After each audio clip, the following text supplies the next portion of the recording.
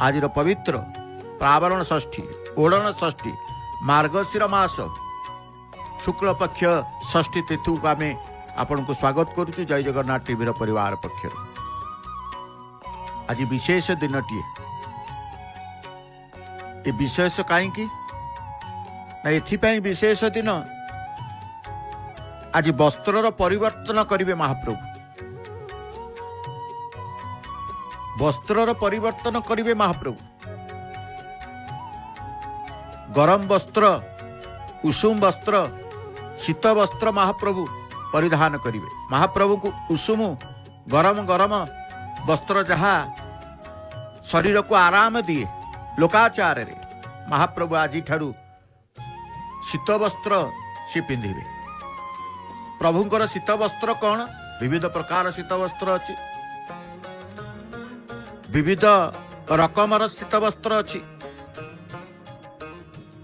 तेणु स्वतंत्र भाव प्रभुंकर शीत ऋतु आसिले गोटे बेश हुंती जो बेश को घोड़ लागी बेश कह जाए। आज प्रातः अधिवेशन विषय वस्तु रही आपण श्रीमंदिर रे महाप्रभुंकर घोड़ लागी बेश आपण कहे बेश तो बेश बेश प्रिय ठाकुर ये बेश प्रिय ठाकुर केते प्रकार बेश वर्तमान तो बेश होउछन्ति प्रभु पतित पावन ये जो बेश प्रभुंकर प्रत्यह प्रतिदिन बेश एवं पतित पावन देवंकर मध्य घोड़ लागी ही थाए। आज की बार आज हूँ बुधवार तेणु बुधवार आसिले नील रंगर घोड़ लागी हम वस्त्र पर वस्त्र लागी पर घोड़ लागी पर पुष्प अलंकार चली श्रृंगार पुष्प श्रृंगार बोली कहा जाए। भक्त मान मध्य आज दिन में श्रीक्षेत्र को आगमन करी महाप्रभुंकर घोड़ लागी बेश दर्शन करिवे।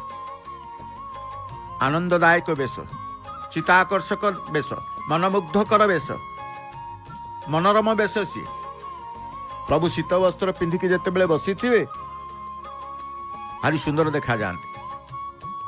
भक्त माने कहते प्रभु विविध बेश आपणकर रही किंतु ये घोड़ लागिर बेशर गोटे विशेषत्व रही जहाँ को आम कहे प्रावरण षष्ठी बा ओढ़ण षष्ठी। आज ठारू महाप्रभु जगन्नाथ विधिवत भाव में शीत वस्त्र परिधान करिथां। मार्गशीर मास षष्ठी ठारू घोड़ लागी बा शीत वस्त्र परिधान करिवे। मार्गशीर षष्ठी आज बसंत पंचमी।